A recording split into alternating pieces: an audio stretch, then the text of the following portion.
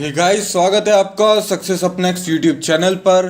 और production engineering का topic हम कवर कर चुके हैं पूरी तरीके से।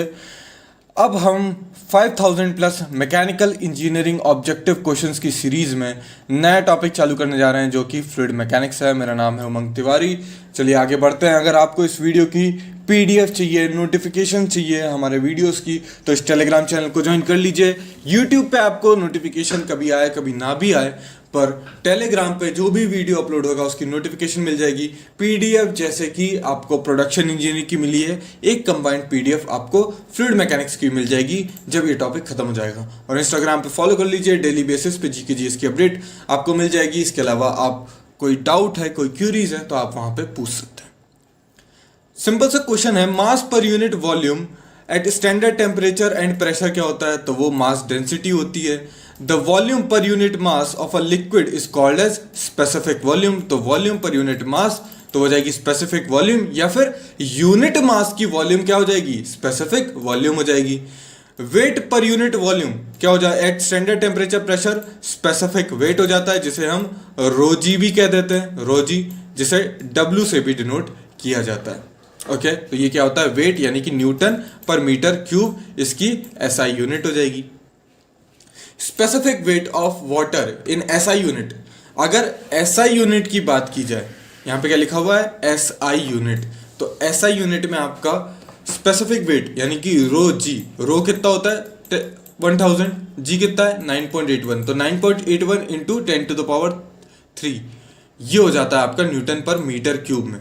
ठीक है, यहाँ पे न्यूटन पर, हाँ सही कहा, ये आपका बी ऑप्शन करेक्ट होगा।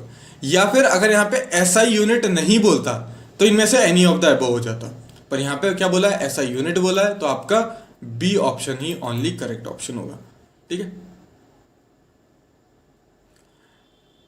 the ratio of specific weight of a liquid to the specific weight of pure water, या फिर स्टैंडर्ड फ्लूइड भी बोल देते हैं, एट स्टैंडर्ड टेम्परेचर प्रेशर, वो आपका स्पेसिफिक ग्रेविटी होता है। तो स्पेसिफिक ग्रेविटी जिसे एस से डिनोट करते हैं, ये बताता है कि कौन सा फ्लूइड कितना ज्यादा हैवी है in comparison to standard fluid, that is water. अगर एस की वैल्यू अगर जो है वो 1 से कम आती है, मतलब जो फ्लूइड है वो हल्का है, एस के बराबर है तो फ्लूइड के बराबर हैवी है। और एस से अगर एस की जो वैल्यू है वो 1 से बड़ी आती है, 1 से बड़ी अगर वैल्यू आ रही है, तो उस केस में वो जो फ्लूइड है वो हैवियर देन द वाटर है और स्टैंडर्ड फ्लूइड है, जैसे कि मर्क्यूरी होता है।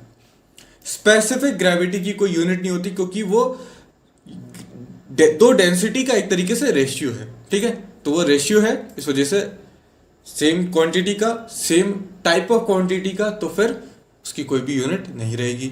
स्पेसिफिक ग्रेविटी वाटर की 1 ली जाती है। स्पेसिफिक वेट ऑफ द सी के वाटर जो होता है उसमें बहुत सारे मिनरल्स, सॉल्ट्स और ज़्यादा डिजॉल्व होते हैं, तो जिसके कारण जो सॉल्ट डिजॉल्व होते हैं ना, जब सॉल्ट डिजॉल्व होते हैं तो ऐसा नहीं होता दोस्तों कि मान लो कि आप 1 लीटर, आपने यहाँ पे मार्किंग कर रखी है कि 1 लीटर पानी, यहाँ पे 1 लीटर है, इसमें पानी भरा हुआ है, आप सॉल्ट डालो थोड़ा सा, ठीक है, सॉल्ट डालना और आप इसको अच्छे से मिला लेना कि पूरा सॉल्ट मिल जाए। सॉल्ट आपने अलग से डाला और इसको जब ये मिल जाएगा ना, तो आप पाओगे कि ये जो मार्क है ना 1 लीटर का, पानी उससे ऊपर नहीं गया होगा। इनिशियली हो सकता है चला गया हो जब आपने सॉल्ट डाला हो और वो डिजॉल्व नहीं हुआ हो, पर जब वो डिजॉल्व हो जाता है तो उसके बाद वॉल्यूम में चेंज नहीं आएगा। क्यों? पानी के अंदर, पानी के मॉलिक्यूल्स के बीच में जो जगह होती है, वहां जाके आपका सॉल्ट जाके बैठ जाएगा। तो कहने का मतलब है वॉल्यूम चेंज होगी नहीं, पर सॉल्ट तो एक्स्ट्रा आया, मास तो आया। इस केस में मास तो आया, और मास आया, वॉल्यूम सेम है, मतलब डेंसिटी जो है वो बढ़ गई, और डेंसिटी बढ़ गई यानी कि रो जी भी क्या हो जाएगा? बढ़ जाएगा। स्पेसिफिक वेट जो होगा वो सी वाटर का ज्यादा होगा, किसके कंपैरिजन में? प्योर वाटर के कंपैरिजन में। The density of the liquid in KG per metre cube is numerically equal to the specific gravity. तो बिल्कुल गलत। Specific weight is also known as specific density. तो स्पेसिफिक वेट को specific density भी कहते हैं, correct. The mass of 2.5 metre cube of a certain liquid is 2 ton. Density क्या हो जाएगी? 2000 KG divided by 2.5 metre cube, solve करोगे 800 KG per metre cube आएगा। सिंपल सिंपल सा क्वेश्चन है। Specific gravity of an oil whose specific weight rho g जो दिया हुआ है वो दिया हुआ है 7.85 किलो न्यूटन पर मीटर, यानी कि 10⁻³ जोड़ दो, ठीक है। जी की वैल्यू कितनी होती है? 9.81 होती है। रखो यहाँ पे, जब रखोगे तो ये आपको देखने को मिलेगा 800 के आसपास, 800 के आसपास आएगा। और स्पेसिफिक ग्रेविटी निकालनी है तो 1000 से डिवाइड करना पड़ेगा, 1000 से डिवाइड करना पड़ेगा, 1000 केजी पर मीटर क्यूब से डिवाइड करना पड़ेगा। तो जब आप करोगे तो 0.8 आपका आंसर आ जाएगा। A vessel of 4 metre cube contains oil which weigh 300 kilo newton, the specific weight of oil is, तो स्पेसिफिक वेट निकालना है 300 किलो न्यूटन, यहाँ पे भी kilo newton per metre cube में, तो किलो न्यूटन में रखा, नीचे मीटर क्यूब से डिवाइड किया तो 7.5 आ गया। The property of the liquid which offers resistance to the movement of one layer of fluid on another adjacent layer, उसे कहते हैं विस्कोसिटी। तो विस्कोसिटी क्या होती है कि इंटरनल रेजिस्टेंस होता है जब एक लेयर दूसरे लेयर के ऊपर जब मूव करेगी, जब फ्लो करेगी तो एक दूसरे को फ्लो करने से रोकेगी। उस रोकने वाली जो टेंडेंसी होती है उसे कहते हैं विस्कोसिटी। ओके, तो जैसे कि अगर एक फ्लैट प्लेट है और ये फिक्स्ड है, इसके ऊपर से अगर पानी फ्लो कर रहा है या कोई भी लिक्विड फ्लो कर रहा है और इस तरीके से लेयर के फॉर्म में फ्लो कर रहा है। अब चूंकि ये जो प्लेट है ये फिक्स्ड है यहाँ पर, तो ये वाली जो लेयर होगी ना, ये एग्जैक्टली जस्ट ऊपर वाली जो लेयर होगी ना वो मूव ही नहीं करेगी, वो मैक्सवेलियन कंडीशन में रहेगी, यहाँ पे मूव नहीं करेगी, यहाँ पे वेलोसिटी 0 होगी। अब इसकी वेलोसिटी 0 है, ये ऊपर वाली लेयर बोल रही कि मेरे को इधर जाना है, बोलती नहीं मैं नहीं आने दूंगा, तो ये इसको पीछे धकेलेगी, आगे जाने नहीं देगी। ये बोलेगी तुम भी रुक जाओ, पर इसका तो कुछ ना कुछ मोमेंटम है, ये तो यहाँ पे फिक्स के साथ थी तो फिर रुक गई, पर ये वाली थोड़ी तेजी से मूव करेगी, जरा से तेजी से मूव करेगी।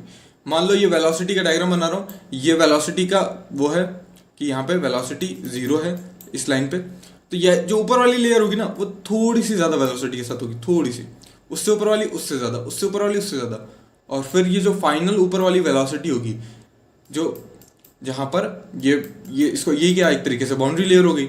अब जो ऊपर वाली वेलोसिटी होगी जहाँ पे विस्कस फोर्स उतने डोमिनेंट नहीं है, वहाँ पे फ्री फ्लो फ्री वेलोसिटी के साथ जाएगी और ये वेलोसिटी कांस्टेंट हो जाएगी।